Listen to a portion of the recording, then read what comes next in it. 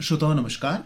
केंद्रीय वित्त मंत्री निर्मला सीतारमन ने 2023 वर्ष का केंद्रीय बजट कल संसद में पेश किया और इस बजट को भारत के अमृतकाल का पहला बजट कहा जा रहा है और मौजूदा सरकार का ये अंतिम फुल बजट है। और अलग अलग इसके पहलुओं पर बात करने के लिए आज अपने स्टूडियो में हमने जहमत दी है प्रोफेसर मनोज भट्ट, जो कि एक अर्थशास्त्री हैं और जम्मू यूनिवर्सिटी में इकोनॉमिक्स डिपार्टमेंट में पढ़ाते हैं, और उनके साथ हैं वरिष्ठ पत्रकार सोहेल काज़मी, सामाजिक कार्यकर्ता हैं और समाजी विषयों के माहिर भी हैं। सर, आप दोनों का आज के इस कार्यक्रम में स्वागत है।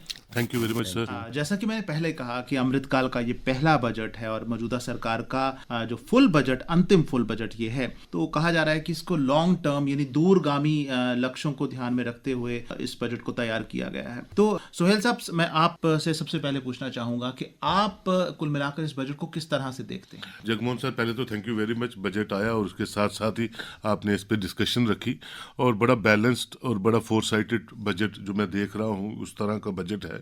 और जिस तरह का भारत का आकार बढ़ रहा है, भारत का ओवरऑल एक व्यू पॉइंट पूरी दुनिया में बढ़ रहा है, उसको मद्देनजर रखते हुए और खासकर जम्मू कश्मीर को भी टच किया है, क्योंकि जम्मू कश्मीर बीजेपी के टॉप एजेंडे पे है कि इसको किस तरह से प्रॉस्पेरस यूनियन टेरिटरी बनाना है। और पिछले साल से इस बार 9,000 करोड़ के करीब एडिशनल फंडिंग की है जम्मू कश्मीर के निर्माण के लिए। और आप ओवरऑल बजट देखें तो जितने भी इम्पोर्टेंट चीज़ें हैं, वो टीवी हो गया, मोबाइल हो गया, ये सस्ते हुए हैं, और जो सिगरेट्स हैं या गोल्ड है वो महंगा हुआ है थोड़ा बहुत। और इसके साथ साथ जो रिजॉल्व प्राइम मिनिस्टर का है कि हिंदुस्तान को किस दिशा में आगे लेके जाना है, जिस पे वो 2014 से काम कर रहे हैं, उसकी तरफ बिल्कुल ये बजट दिखता हुआ नजर आ रहा है। और मुझे लगता है ये सबको, अपोजिशन को भी और बाकियों को भी, opposition for the sake of opposition जो मर्जी बोले, लेकिन ओवरऑल उनमें से भी मैं देख रहा था पार्लियामेंट में, उन्होंने भी ओवरऑल इसको अप्रूव की है और सराहना की है कि बड़ा बैलेंस्ड बजट है। और निर्मला सीतारमन जी जबकि फाइनेंस मिनिस्टर बनी है, बड़ा हर चीज को छूते हुए बजट को, सारे इकोनॉमिस्ट से बात करके, मेरे साथ मेरे भाई बैठे हैं प्रोफेसर साहब, ये बेटर जानते हैं, सारी इकोनॉमिकल स्टैटिस्टिक्स को देखते हुए बजट हर साल पेश हुआ है। और ये आप जैसे खुद ही कह रहे हैं कि अंतिम बजट है, 2024 में इलेक्शंस की तरफ भारत बढ़ रहा है, तो और उनका फर्ज बन जाता था कि एक इक्विटेबल बैलेंस बजट हिंदुस्तान के अवाम को आए, और वो दिख रहा है आपके सामने है। जी प्रोफेसर मनोज, जब भी हम बजट की बात करते हैं तो सबसे पहले दिमाग में जो बात आती है कि टैक्स में कितनी छूट, इनकम टैक्स जो है उसकी कितनी छूट हमें मिलेगी, कब तक टैक्स नहीं देना पड़ेगा, किस अमाउंट तक। तो इस बजट में जो 7 लाख रुपए का प्रावधान रखा है कि 7 लाख रुपए तक जो अर्निंग जिसकी एनुअल है उसे टैक्स नहीं देना पड़ेगा। मैं चाहता हूं कि हमारे सुनने वालों के लिए आप ये समझाएं कि how it will work 7 lakh तक, और किस रकम से, किस अमाउंट से ऊपर जाने पर टैक्स लगेगा और कितना टैक्स लगेगा। थैंक यू, आपने मुझे बुलाया। मैं ये कहना चाहूँगा कि ये जो इंडिविजुअल टैक्स की बात करी आपने, तो इंडिविजुअल टैक्स, ये बात सच है कि 7 लाख तक कोई टैक्स नहीं है। हाँ, तो ये बहुत अच्छी बात भी है, क्योंकि पहले 5 लाख था, 5 लाख से बढ़ा करके 7 लाख कर दिया गया है। लेकिन इसके 2 पहलू हैं जो कि ध्यान रख लेने चाहिए कि जो ओल्ड टैक्स रिजीम को जो लोग चूज करेंगे उसमें कोई बदलाव नहीं किया गया है। जो न्यू टैक्स रिजीम पे हैं उन्हें 7 लाख तक कोई भी टैक्स नहीं देना है। और जो न्यू टैक्स में, लेकिन जो 7 लाख से एक्सीड कर जाएंगे तो तब फिर कैलकुलेशन जो है वो 3 लाख से शुरू होगा। हाँ, तो 7 लाख तक कोई टैक्स नहीं, फिर 7 से 10 5%, इस प्रकार से बढ़ाया गया है। दूसरी एक और चीज जो मैं कहना चाहूंगा, ये तो आपने इंडिविजुअल की बात कही, लेकिन मैं जिस तरफ फोकस करना चाहूंगा एज इकोनॉमिस्ट, वो ये कि ये बजट किस बैकड्रॉप में आया। तो जो बैकड्रॉप है वो ये है कि हमें नहीं भूलना चाहिए कि पूरे दुनिया में कोविड था और 2 साल रहा, और उन 2 सालों में हमारी सरकार ने वैक्सीनेशन की जो ड्राइव चलाई वो फ्री वैक्सीनेशन था। इतनी बड़ी ड्राइव दुनिया भर में कहीं नहीं चली। उसके अलावा इसको बैकड्रॉप में ये भी ध्यान रखना चाहिए कि कोविड के दौरान फ्री राशन जो बांटा गया वो भी दुनिया में अनप्रेसिडेंटेड, इस प्रकार से कभी नहीं इस लेवल पे बांटा गया। तीसरा ये भी याद रखना चाहिए कि अभी यूक्रेन वॉर चल रही है। यूक्रेन वॉर की वजह से भी तकरीबन सभी देशों में जो ग्रोथ है वो या तो बहुत ही कम है या नेगेटिव भी है। यूरोपियन कंट्रीज की तो नेगेटिव है ना, और हमारी रेटिंग ग्रोथ रेट की वो तकरीबन सभी इंटरनेशनल एजेंसीज ने भी सबसे ज्यादा आंकी है, सबसे ज्यादा चाइना से भी ज़्यादा। तो ये केंद्र सरकार की मेहनत का ही नतीजा है कि इतना सब होने के बावजूद भी, अंतर्राष्ट्रीय लेवल पे कहें या आप उसे कहें कि जो कोविड महामारी उसके चलते भी, उसके बावजूद भी ये ग्रोथ को देखते हुए और ये इंफ्रास्ट्रक्चर को देखते हुए, और जैसा कि मेरे साथी ने अभी अभी बोला, इन्होंने कहा कि ये अंतिम बजट है, उसके बावजूद भी सरकार ने ये कोशिश नहीं करी कि रेवड़ी बांट करके वोट ले लिए। जी जी जी जी। इस प्रकार का बजट नहीं बनाया। अगर सरकार चाहती तो ऐसा कर सकती थी। हाँ, सरकार चाहती तो ऐसा मुफ्त कर पैसे बांटने वाली जी, स्कीमें या इस तरह जी, लुभावनी जी, स्कीमें शुरू कर सकती थी। जी जी जी। हालांकि उसका अंजाम बाद में बुरा होता, लेकिन अभी तो आप इलेक्शन जीत ही जाते। लेकिन इस प्रकार की कोशिश नहीं करी गई। ये ध्यान में रखा गया कि लॉन्ग टर्म इंडिया में खुशहाली रहे, हमारी सूरत बदले, देश तरक्की के पथ पर जाए, इसको ध्यान में रख के ये बजट बनाया गया। जी। सुहेल साहब, अलग अलग मिनिस्ट्रीज को और अलग अलग क्षेत्रों के लिए अलग अलग पैसा जो है वो अलग रखा जाता है। इस बजट में अगर हम देखें, ट्रांसपोर्ट देखें, डिफेंस देखें, रूरल डेवलपमेंट देखें, एजुकेशन देखें, हेल्थ देखें, सबसे ज्यादा प्रायोरिटी दी है रोड्स, ब्रिजेस, इसका जो स्ट्रक्चरल डेवलपमेंट है 5,17,000 करोड़ रुपए। तो सबसे ज्यादा अमाउंट जो है वो सड़कों के निर्माण के लिए रखना, ये क्या सोच के सरकार ने रखा है और किस प्रकार ये आपको प्रैक्टिकल लग रहा है ये ऐसा देखिए, करना? अगर आप देखें अटल जी के वक्त जब वो प्राइम मिनिस्टर थे तो एक शुरुआत हुई थी national highways authority of India और ministry of road service and transport के, कि पूरे भारत को जोड़ना है रोड कनेक्टिविटी से 4 लेन 6 लेन। और उसका इंडिवर 2014 में जब ये सरकार आई, और खासकर नितिन गडकरी जी जो इसके मंत्रालय को देखते हैं, उनका रात दिन यही कोशिश रही कि पूरे भारत को उस सपने को साकार करना है जो वाजपेयी साहब ने देखा था। और अगर आप जम्मू कश्मीर में भी देखें तो वो इलाके जहां मुझे लगता है कि गाड़ी जा ही नहीं सकती थी, फार फ्लंग इलाके थे, बॉर्डर के इलाके थे, स्लो बाउंड इलाके थे, वहां तक सड़कों का निर्माण जो है, चाहे वो हाईवेज के तहत है या इंटरलिंकिंग रोड्स हैं, वो जम्मू कश्मीर में और पूरे भारत में बन रही हैं। और मैं समझता हूँ किसी भी मुल्क का आगे बढ़ना उसकी रोड कनेक्टिविटी से का रोल बहुत ज़्यादा होता है। जहाँ जहाँ सड़कें जाती हैं वहाँ वहाँ रोजगार जाता है, वहाँ वहाँ हेल्थ केयर जाता है, वहाँ एजुकेशन जाती, सारे सेक्टर्स जो हैं रास्तों से जुड़े हुए हैं। तो रास्ते जितने हमवार होंगे मुल्क उतना ही तरक्की करता है, ये तो अंडरस्टूड चीज़ है।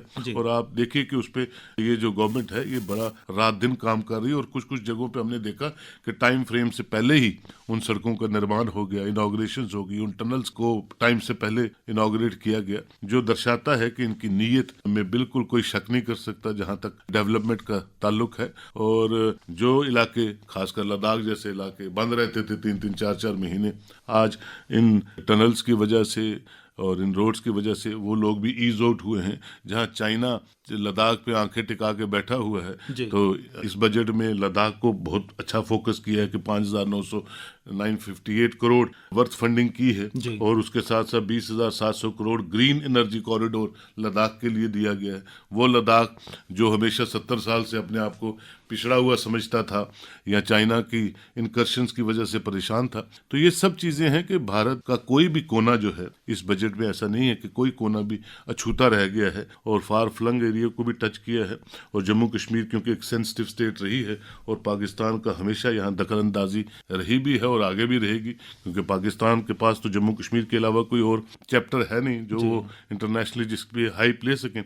तो जम्मू कश्मीर के लिए बिल्कुल रोड्स तो हैं ही हैं, रोड्स कनेक्टिविटी तो आपने देखी है, एम्प्लॉयमेंट सेक्टर है, दूसरा है, बाकी चीज़ें हैं। डिलिमिटेशन कमीशन जो यहाँ रुकी हुई थी वो होगी इस साल। तो इलेक्शन की तरफ हम जम्मू कश्मीर भी बढ़ रहा है, और ओवरऑल हर बच्चे से बुजुर्ग तक ये बजट जो है उनको सूट करता है। जी प्रोफेसर मनोज, रेलवे की अगर हम बात करें तो इंडिया का रेल नेटवर्क दुनिया का सबसे बड़ा है, जो रेलों का, रेल पटरियों का जाल है। तो रेलवे के लिए 2,40,000 करोड़ रखे हैं। तो इसमें भारत के ट्रांसपोर्ट का, जो रेल ट्रांसपोर्ट है, उसका क्या नया स्वरूप होगा और कितनी तेजी के साथ हम उसकी तरफ बढ़ेंगे? देखिए, सरकार का जो 2,40,000 करोड़ जो सरकार ने एलोकेट किए हैं रेलवेज के लिए, जो कि पिछले साल 63,000 करोड़ थे, ये जो बहुत ही ज़्यादा इंक्रीज किया है, ये सिर्फ रेलवेज को एग्जिस्टिंग लेवल पे चलाने के लिए नहीं है, ये रेलवे के अपग्रेडेशन के लिए है। इसमें रेलवे की क्वालिटी, टाइप ऑफ ट्रेन्स, जैसे कि वंदे भारत है, फिर उसके बाद बुलेट ट्रेन है, उसके बाद रेलवे की स्पीड बढ़ाना। कि नॉर्मली क्या होता है कि अभी जो हमारी टॉप स्पीड चलती है वो 130 किलोमीटर्स पर आवर, ये उसकी स्पीड बढ़ाने की बात कर रहे हैं। बुलेट ट्रेन तो है ही, साथ में सेफ्टी, और फिर उसके बाद ट्रैक के साथ वो ऑल वेदर ट्रैक्स, मतलब जिसमें कि आपके कोहरे की वजह से जो पहले ट्रेन लेट हो जाया करती थी सर्दियों के मौसम में, खासतौर से नॉर्थ इंडिया में, वो सारी चीज़ों को और उसका अपग्रेडेशन। अच्छा, यहाँ पे एक बात और बता देना चाहूँगा, जैसा काज़मी साहब ने हमें बताया रोडवेज के बारे में, तो रोड और रेल जो है आपस में हालांकि एक दूसरे के पूरक भी हैं, लेकिन साथ में कई बार कंपटीशन भी करने लगते हैं, क्योंकि जो माल रोड से जा रहा है वो ट्रेन से भी जा सकता है, जो लोग ट्रेन से जा रहे हैं वो रोड से भी जा सकते हैं।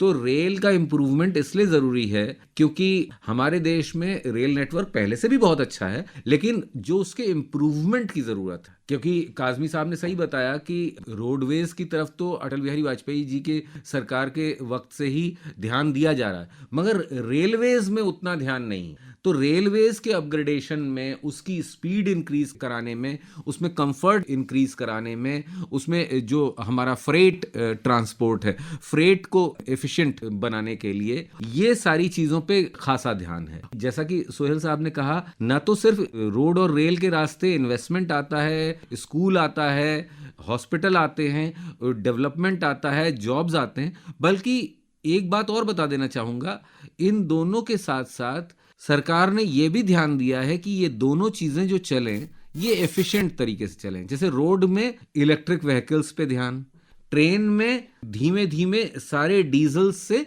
इलेक्ट्रिक इंजन्स की तरफ शिफ्ट, ये भी बहुत बड़ा ध्यान दिया जा रहा है। तो ये इसलिए ये फंड एलोकेशन है कि रेलवे हमारे पास एक ऐसा ऑर्गेनाइजेशन है जिसके पास सबसे अधिक भूमि भी है जी। तो अपार्ट फ्रॉम रेलवेज वो लोग एनर्जी जनरेशन और बाकी कार्यों में भी सम्मिलित होंगे जी। ये इसलिए इतना बजट इंक्रीज किया। सुहेल साहब, इंडिया को एक यंग नेशन कहा जाता है क्योंकि यहाँ पर जो यूथ की आबादी है वो सबसे ज्यादा है, और यूथ की जो शक्ति है उसका सही इस्तेमाल ना किया जाए तो उस यूथ के होने ना होने में कोई फर्क नहीं रहता। कौशल विकास की तरफ इसमें ध्यान दिया गया है, और स्किल इंडिया इंटरनेशनल सेंटर 30 बनाए जाएंगे देश में, और उसके अलावा MSME के तहत जो क्रेडिट गारंटी स्कीम है उसको भी बढ़ाया गया है ताकि नौजवानों को अपना काम शुरू करने के लिए आसानी से पैसा मुहैया कराया जा सके। और excellence centres of artificial intelligence जिसका आज बहुत ही ज़्यादा स्कोप है, तो नौजवानों को बढ़ावा देने, उनको सिर्फ एक नौकरी हासिल करने वाला कैंडिडेट ना रहने देकर आत्मनिर्भर बनाने के लिए, स्किल के लिहाज से डेवलप बनाने के लिए जो गवर्नमेंट ने इतना प्रावधान रखा है, इसको आप कितना अच्छा और कितना महत्वपूर्ण समझते हैं? देखिए, बिल्कुल आप ठीक कह रहे हैं। यूथ जो है वो किसी भी डेवलप नेशन का मुस्तकबिल होता है। अगर आप देखें, रीढ़ की हड्डी हम कह सकते हैं कि किसी भी डेवलपिंग नेशन को अगर और जल्दी जल्दी डेवलप करना है तो यूथ का बहुत बड़ा रोल रहता है। और पिछले काफ़ी सालों से जबकि ये सरकार आई है, जिनकी तरफ आपने इशारा किया कि हर इंसान को गवर्नमेंट जॉब में अकोमोडेट करना तो बहुत मुश्किल है, जॉब्स तो होते नहीं है और हर आदमी चाहता है गवर्नमेंट जॉब्स, लेकिन ऑप्शंस नहीं होती थी, तो सिवाय गवर्नमेंट जॉब के जो टिकटिकी और कहीं जाती नहीं थी। लेकिन इस सरकार ने वो जो चीज़ें हैं वो खोल दी यूथ के लिए। सेल्फ रिलायंट, आत्मनिर्भर जिसकी आप बात कर रहे हैं, इजी लोनिंग की बात करते हैं, इजी इंफ्रास्ट्रक्चर्स की बात करते हैं, जितनी भी इंडस्ट्रीज़ के साथ जुड़े हुए यूनिट्स हैं उनकी बात करते हैं। वो ईज आउट किया यूथ के लिए कि आप आत्मनिर्भर हो जाएं इन स्कीम्स के तहत, चाहे वो प्राइम मिनिस्टर कंसीव्ड स्कीम्स हैं, चाहे गवर्नमेंट ऑफ इंडिया की अदर स्कीम्स हैं, और उसका फ़ायदा बच्चों को हुआ है और हमारी बेटियों को, बच्चों को, सबने इसमें अवेल किया है। और ख़ासकर जम्मू कश्मीर में भी, क्योंकि यहाँ भी एक वबा थी गवर्नमेंट जॉब्स की, और गवर्नमेंट जॉब्स तो इतने होते नहीं थे, लेकिन वो एक माइंड सेट बदला है पूरे भारत में और जम्मू कश्मीर में भी कि अब लोग अपने सेल्फ रिलायंट सिस्टम से कुछ न कुछ करने की कोशिश करते हैं ताकि वो भी कंट्रीब्यूटर बने भारत के निर्माण में, अपनी स्टेट के निर्माण में और अपने घर के रख रखाव में। तो ये सब चीज़ें, और सबसे बड़ी बात है, इस सब चीज़ों की पब्लिसिटी जो प्रॉपरली नहीं हो पाती थी, आज गवर्नमेंट जो भी स्कीम लॉन्च करती है कोशिश करती है कि हर घर तक वो स्कीम पहुँचे, जितनी भी स्कीम्स हैं, और बार बार उसको किसी न किसी माध्यम से लोगों के घरों तक पहुँचाने की काम करती है। और माध्यम, जो मोड ऑफ इंफॉर्मेशन है, वो भी स्ट्रॉन्गर हुआ है इस सरकार में। मैं समझता हूँ जो कहते हैं वो करते हैं। और जैसे मेरे भाई ने कहा, प्रोफेसर साहब ने, कि ऐसा नहीं है कि इलेक्शंस को देख के बजट लाया गया है। होता यही था, पहले बहुत बार देखा गया कि जब इलेक्शन का 1 साल रह जाता था तो लोगों को लुभाने के लिए, वोटर्स को लुभाने के लिए बजट पेश किया जाता था। लेकिन मैं समझता हूँ इस बार, जैसे इन्होंने खुद ही बोला, कि ऐसा कोई चीज़ इसमें दिख नहीं रही है। तो ये भी मैं समझता हूँ एक बदलाव है, और मुझे लगता है कि ऐसे बदलाव से हम जल्दी उस डेवलप्ड कंट्रीज़ की कतार में पहुंच जाएंगे जिसका हम वेट कर रहे हैं। और जिस तरह सब सेक्टर्स को छुआ है, तो मैं समझता हूँ एक सेंस ऑफ सिक्योरिटी जो एमएचए को उन्होंने अलॉट किया, 1.96 लाख करोड़ जो एलोकेट किया है एमएचए को, क्योंकि सिक्योरिटी एक बहुत बड़ा कंसर्न है और हिंदुस्तान हर एक की आंखों में अटक रहा है। जैसे इन्होंने खुद ही अभी कहा कि फ्री वैक्सीनेशन, अपने मुल्क में तो पाकिस्तान वैक्सीनेट कर नहीं सका, बांग्लादेश नहीं कर पाया, लेकिन भारत अपने मुल्क को, 135 करोड़ के मुल्क को, और साथ में ऐसे कितने मुल्कों को, अमेरिका जैसे कंट्री को भी उसने कोविड में बिल्कुल मदद की है। और वो पूरी दुनिया एक्नॉलेज करती है और सीरियसली इंडिया को लेती है आज, कि इंडिया एक बड़ी व्यापार की मंडी है। इकोनॉमिकल स्टैटिस्टिक्स के हिसाब से हर मुल्क हिंदुस्तान के साथ व्यापार करना चाहता है, हर मुल्क हिंदुस्तान के साथ दोस्ती करना चाहता है। और सार्क कंट्रीज अगर आप देखें साथ की साथ, तो बड़ी वाइब्रेंट कंट्री, जो बड़ी कंट्री है जहां अनइंटरप्टेड जमहूरियत पनप रही है, वो सिर्फ भारत है।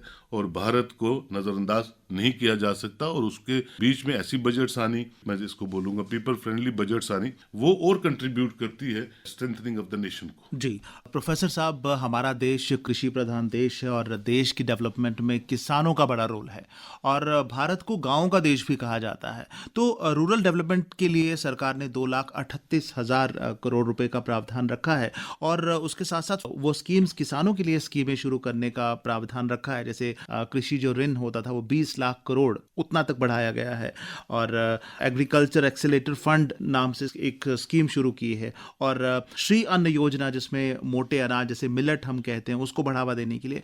तो सरकार ने आते ही कहा था कि किसानों की आमदनी दोगुनी करने का जो लक्ष्य है वो रखा गया है। तो इस तरह की जो स्कीमें शुरू की गई हैं जिसमें मछली पालन और कृषि से जुड़े दूसरे क्षेत्रों को बढ़ावा देने की बात की गई है इस बजट में, तो आप क्या समझते हैं कि इस तरफ इतनी तवज्जो देना किस तरह आगे चलकर किसानों की भलाई के लिए और देश की ग्रामीण अर्थव्यवस्था को मजबूती देने में लाभदायक होगा? देखिए, 2-3 चीज़ें हैं। किसान और कृषि की तरफ तो मैं यूं कहूँगा कि जब से हमें आज़ादी मिली है तब से सारी ही सरकारों का ध्यान था, और अच्छी बात भी है ये, क्योंकि हम जय जवान जय किसान कहते आए हैं। लेकिन जो सबसे अच्छी बात है इस बजट में, कि एक तो डिसेंट्रलाइजेशन ऑफ स्टोरेज किया गया है, जिससे कि होगा क्या कि जो पहले एफसीआई गोडाउन था, तो एफसीआई गोडाउन ही अन्न को रखते थे। तो अब ये कहा है, क्योंकि हर राज्य की अलग कॉस्ट ऑफ कल्टीवेशन है, और कॉस्ट ऑफ कल्टीवेशन के साथ साथ उनका प्रोडक्शन लेवल भी अलग अलग है, तो हर राज्य अपने लेवल पे इसे देखे। इससे 2 चीज़ें होंगी। एक तो जो कई प्रदेशों में जैसे कि ग्राउंड वाटर डिप्लेशन वगैरह हो रहा है, वो उस पे भी वो होगा। और दूसरा ये कि जैसे कि आप जानते होंगे, जैसे कोस्टल जो स्टेट्स हैं इंडिया की, वहाँ पारबॉइल्ड राइस खाते हैं, और हम लोगों के वहाँ हम पारबॉइल्ड राइस नहीं खाते हैं। तो पारबॉइल्ड राइस को सरकार कई बार खरीदने से लास्ट ईयर जैसे मना कर दिया था, क्योंकि सरकार के पास इतना ज़्यादा पारबॉइल्ड राइस हो गया था अपने गोडाउन्स में।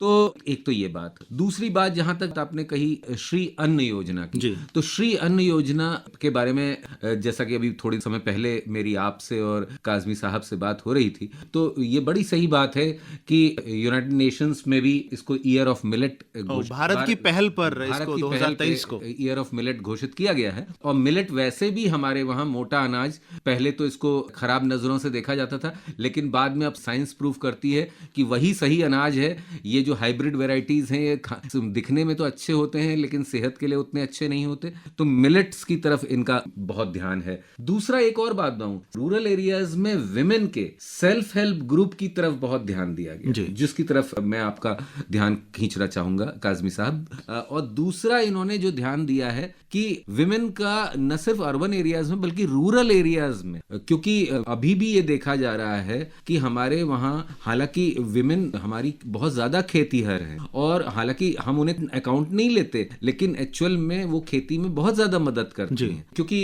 एग्रीकल्चर के साथ एलाइड एक्टिविटीज बहुत आती है, जैसे कि आपने बोला मछली पालन, डेयरी, फिर उसके साथ विलेज इंडस्ट्रीज, जैसे जो आपके कंडी बनाना। और वैसे भी जब हम आमतौर पर कृषि की बात करते हैं तो हमारे जहन में आता है कि खेती करना, खेतों में अन्न उगाना, दैट इज कृषि। लेकिन उसके साथ बहुत सारे ऐसे छोटे छोटे काम हैं, जैसे मुर्गी पालन है, बागवानी है, फूलों की काश्त करना, इस तरह के काम हैं। तो इन छोटे छोटे कामों को जोड़कर जो है किसान मजबूत हो सकता है और अपनी इनकम को बढ़ा सकता है। जी जी, तो वही मैं कहना चाहूंगा कि उन्होंने उधर की तरफ एलाइड एक्टिविटीज जिसे हम कहते हैं, तो बल्कि हम जब इसको बजटरी फॉर्म में रखते हैं तो forest, agriculture and allied activities भी साथ में लिए रहते हैं जी। तो एलाइड एक्टिविटीज की तरफ भी काफी जोर है ना। तो एक तो ये, दूसरा डेयरी, बिकॉज हम ऑलरेडी, आपको मालूम है एग्रीकल्चर में तो फूड सरप्लस है ही इंडिया, बल्कि अब हम मिल्क प्रोडक्शन में भी हम नंबर 1 है। अब हमें जो ध्यान देना है, जैसा कि अभी थोड़े समय पहले मेरे साथी कह रहे थे, बहुत अच्छी बात कह रहे थे कि एक तो हुआ एम्प्लॉयमेंट, एक हमारा जो ह्यूमन रिसोर्स डिविडेंड है उसकी क्वालिटी कैसी है, उसकी न्यूट्रिशनल इनटेक कैसा है, वो खाना कैसा खा रहा है। ऐसा तो नहीं कि औरतों में अनीमिया है, ऐसा तो नहीं बच्चों में चाइल्ड स्टंटिंग है, ये सब की तरफ भी भरपूर ध्यान दिया गया है। अब आपने जैसे महिला की बात कही तो महिला से मेरे जहन में एक और बात आई कि महिलाओं की जो बचत है उसकी तरफ भी ध्यान दिया गया है, और वो रूरल अर्बन दोनों के लिए है कि महिला सम्मान बचत प्रमाण पत्र, तो वो 2 साल के लिए उसे रखा गया है और उसमें 7.5% जो है वो रेट ऑफ इंटरेस्ट मिलेगा। तो ये भी एक बहुत बड़ी बात है, क्योंकि एग्रीकल्चर में विमेन का रोल हम डिनाई नहीं कर सकते। वैसे तो मैं एक बात बताऊं, सिर्फ एग्रीकल्चर में ही क्यों, अनऑर्गेनाइज सेक्टर में और इनफॉर्मल सेक्टर में भी विमेन का रोल बहुत ज्यादा है जी, जो कि हम कई बार अनदेखा कर देते हैं जी। और ये जो बजट सेशन शुरू होने पर जो राष्ट्रपति द्रौपदी मुर्मू जब वो संबोधन कर रही थी तो उन्होंने कहा था कि भारत के किसी भी तरह अर्थव्यवस्था के पीछे होने का कारण एक ये है कि महिलाओं की भागीदारी उतनी एक्टिव नहीं होती और उसको हम बढ़ावा नहीं देते, उसको हम प्रमोट नहीं करते। अमूमन हम देखते हैं कि जो महिला की एनर्जी है वो घर के कामों में रहती है या कृषि में थोड़ी बहुत मदद, लेकिन अगर महिलाएं बाहर आती हैं, काम करती हैं, पैसा कमाती हैं तो अर्थव्यवस्था को मजबूती देने में वो बड़ा अहम रोल अदा कर सकती हैं। जी, ये बात तो सही है, लेकिन मैं इसमें थोड़ा सा डिफरेंस ऑफ ओपिनियन रखता हूं कि महिलाएं आगे आती हैं। होता यूं है कि हमारा जो अकाउंटिंग फ्रेमवर्क है, मतलब हम जिस तरह कैलकुलेशन करते हैं, कैलकुलेशन में हम उनके रोल का कैलकुलेशन नहीं करते। ऐसा नहीं है कि हमारे देश इसलिए पिछड़ा है क्योंकि औरतें आगे नहीं आ रही, औरतें और महिलाएं बहुत आगे आ रही हैं, लेकिन जो उनके कार्य हैं उनका हम मॉनेटरी वैल्यू नहीं निकालते जी। जैसे क्या होता है ना, अपने ही खेत में अगर कोई महिला काम कर रही है तो उसका रेम्युनरेशन का वैल्यूएशन तो हम नहीं करते, या अपने घर का कोई महिला काम कर रही है तो क्योंकि उसको तनख्वाह नहीं है तो वो फ्री में लिया जाता है। वो एक्चुअल में अगर वही कार्य किसी दूसरे से कराया जाए तो मालूम चले कि उनका वैल्यूएशन कितना है। जी। वैल्यूएशन नहीं, और हम अपने उस महत्व को कितने पैसे कैश कमा रही है उसको गिनते हैं, ना कि जो घर में काम किया जा रहा है, खेतों में सहयोग दिया जा रहा है उसको हम नहीं गिनते। जी, ऐसे तो बहुत सारी बातें हैं जो इस बजट के बारे में हम कर सकते हैं, लेकिन उतना समय नहीं है हमारे पास कि इसको हम कंटिन्यू रखें। मैं सोहेल साहब, आप इस बजट को किस तरह से देखते हैं? जैसे कि शुरू में हमने कहा कि अगले साल इलेक्शन है, इलेक्शन को देखते हुए लुभावना बजट पेश नहीं किया, बल्कि ऐसा बजट पेश किया जो प्रैक्टिकल है, जो लोगों को लालच या बहलाने फुसलाने वाला बजट नहीं है, बल्कि प्रैक्टिकली उनको मौका देने का बजट है कि वो सुविधाओं का और स्कीमों का फायदा उठाएं, अपना काम करें, आत्मनिर्भर बने और अपने पैरों पर खड़े हो जाएं। बिल्कुल आप ठीक कहते हैं। सब चीज़ों पे प्रोफेसर साहब ने बड़े खूबसूरती से एलेबोरेट कर दी है। वक्त बदल रहा है, दुनिया बदल रही है, हिंदुस्तान भी बदल चुका है और बदल रहा है, और उस बदलाव में लुभाना और लुभाने वाली चीज़ें जो हैं वो ख़त्म ही हो जाएं एक अच्छे मुल्क के लिए तो अच्छी बात है, क्योंकि परफॉर्मेंस जो है किसी भी सरकार की वो आने वाले दिनों में और पिछले कुछ सालों से हम देख रहे हैं वो मैटर करती है। और लोग आज बच्चे से बूढ़ा जो है उसको लुभाने वाली सियासत पसंद नहीं चाहिए और पसंद भी नहीं है, क्योंकि हर चीज़ आपके साथ जुड़ी हुई है। अमेरिका आपके फ़ोन में है, लंदन आपके फ़ोन में है, हर मुल्क का बजट आपके फ़ोन में है। तो लुभाने वाला सिलसिला तो आहिस्ता आहिस्ता ख़त्म हो रहा है और अकाउंटेबिलिटी की तरफ सरकार जो है और हम आगे बढ़ें। सबका साथ, सबका विकास, सबका विश्वास सिर्फ बातों में नहीं, ऑन ग्राउंड जो है ये दिखना चाहिए, और उस दिखने में ये बजट भी उसको दर्शाता है। और मुझे लगता है कि परफॉर्मेंस पे नेचुरली जब बैलेंस बजट आते हैं, हर सेक्शन को आप टच करते हैं, हर सेक्शन का ध्यान रखते हैं। अभी मेरे भाई ने कहा कि औरतों, वुमेन एम्पावरमेंट की बात करते हैं, महिलाओं की बात करते हैं, उनको किस तरह से और एम्पावर करना है, चाहे वो पार्लियामेंट हो, दूसरा हो। तो ये सब चीज़ें इंडिकेट कर रही है कि हम आगे बढ़ रहे हैं, और वो तभी मुमकिन है जब लोगों का साथ मिलता है सरकारों को, और वो दिख रहा है इन बजट्स में भी और पिछली बजट में भी। और परफॉर्मेंस बेस्ड बजट्स आए, परफॉर्मेंस बेस्ड गवर्नमेंट काम करे, परफॉर्मेंस बेस्ड सिस्टम चले, तभी मुल्क आगे बढ़ता है। और मैंने पहले भी कहा, और मैं आपको एक और बात बताना चाहता हूँ, यहाँ जम्मू कश्मीर में एक मसला पहाड़ियों का था, पिछले 70 सालों से पहाड़ी गुज्जर एक रिफ्ट थी, वो भी कल टेबल किया है उन्होंने, वो बिल जो एसटी पहाड़ी इसको देना है कि नहीं देना है। तो आज तक लिस्ट ही नहीं होता था, सिर्फ सियासतदान लुभाने वाली पॉलिटिक्स करते थे। वो भी मुझे लगता है 12 से 15 लाख लोग हैं जो डिप्राइव्ड हैं जम्मू कश्मीर में, उनका बिल भी पार्लियामेंट में टेबल हुआ है। ये भी मुबारकबाद मैं समझता हूँ जम्मू कश्मीर के लोगों को है। अब opposition for the sake of सिर्फ अपोजिशन करते हैं आप, तो उससे काम चलने वाला नहीं है।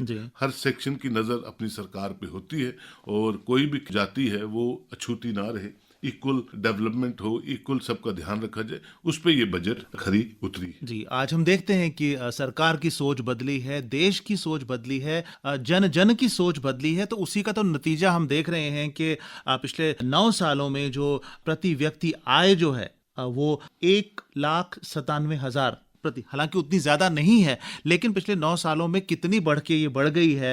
जैसे प्रोफेसर मनोज बता रहे थे कि कोरोना की वजह से कितनी मार पड़ी है विश्व की अर्थव्यवस्था को, लेकिन उसके बाद भी भारत जो है वो उभरा है और दुनिया की 5वीं बड़ी अर्थव्यवस्था के रूप में आया है। आज देखिए भारत में डिजिटल पेमेंट्स का सबसे ज़्यादा इस्तेमाल हो रहा है। तो इस बजट से भी हम उम्मीदें करते हैं कि सरकार ने जो प्रस्ताव इसमें रखे हैं, जो प्रावधान रखे हैं, वो प्रैक्टिकली ज़मीन पर भी इम्प्लीमेंट होंगे, और भारत जो है सच में आत्मनिर्भर बनेगा, और यहाँ का जन जन, हर युवा, हर जननी, हर पुरुष, हर नारी जो है वो आत्मनिर्भर बनेगा, और देश तेजी से तरक्की की राह पर आगे बढ़ता जाएगा। प्रोफेसर मनोज और सुहेल साहब, आप अपना कीमती वक्त निकाल के हमारे लिए यहाँ पर आए और हमारे श्रोताओं के साथ इस बजट पर बातचीत की। आपका बहुत बहुत शुक्रिया। Thank you very much sir.